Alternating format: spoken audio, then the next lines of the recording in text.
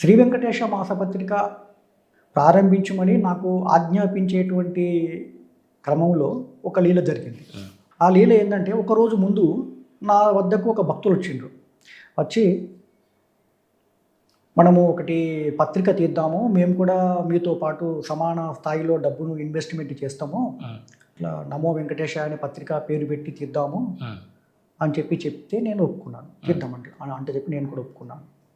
ఆ తర్వాత దాని ముందు కవర్ పైన ఆదిశేషుని పైన ఉన్నటువంటి నారాయణుడి ఉండాలి, ఆ విధంగా మనము కవర్ బొమ్మ ఫస్ట్ మంత్ ఆ విధంగా చేయాలండి అంటే చెప్పి ఆమె అన్నది.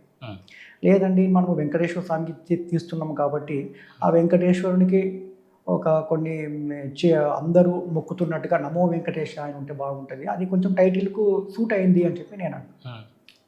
సరేలే అని చెప్పి ఆయన ఆలోచించుకొని ఆ తర్వాత ఆ రోజు ఆ సమావేశం అక్కడికి అయిపోయింది. ఆ రోజు కళ వచ్చింది. నేను ఒక వెంకటేశ్వర స్వామి ఆలయానికి స్వామి దర్శనార్థమే వెళ్తున్నా. అదొక పెద్ద కొండ, ఒకటే రాయితోని చేసినటువంటి పెద్ద కొండ, పెద్ద గుట్ట. మొదటి నుంచి ఆ చివరి దాకా వెళ్ళాలంటే దాదాపు 1/2 కిలోమీటర్ దాకా ఉంటుంది. 1/2 కిలోమీటర్ వరకు నేను ఎక్కాలి, పైకి ఎక్కాలి. ఆ విధంగా నేను పంచె, శాలువ, పైన కండువ కప్పుకొని వెళ్తున్నా. అది చూస్తే ఏంటి, అక్కడ చుట్టూ కాపలా ఉన్న వాళ్ళందరూ టీటీడీ వాళ్ళే ఉన్నారు.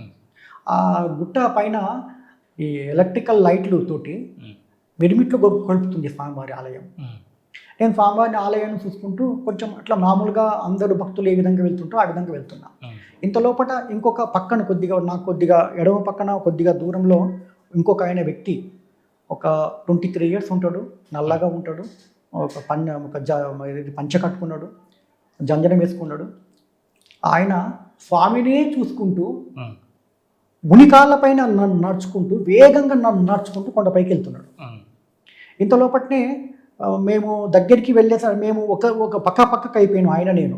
అప్పుడు ఒక మెరుపు మెరిచింది. అప్పుడు ఆ రాయి కొండ ఏమైందంటే అక్కడ ఒక 10 అడుగుల గుంట ఉంది. అమ్మో అని చెప్పి నేను అక్కడికి ఆగిపోయినా. ఆయన మాత్రం అందులో పడిపోయాడు. ఆయనలో పడిపోయి కూడా ఏమి కానట్టుగా, ఏమి దిబ్బలేనట్టుగా మళ్ళా లేచి అదే వేగంగా మళ్ళీ స్వామి దగ్గరికి వెళ్ళాడు. ఇంతే ఇలా అర్థం ఏంటి అంటే, నువ్వు నమో వెంకటేశాయ మాసపత్రికను ప్రారంభించు, కింద పడ్డా కూడా వెనుతిరగకు, పట్టించుకోకు, దెబ్బ తాకిందని చెప్పి ఏమనుకోకు, ఆగిపోకు, పక్కకు అటు ఇటు చూడకు, నీ లక్ష్యం దేవుణ్ణి చేరాలి.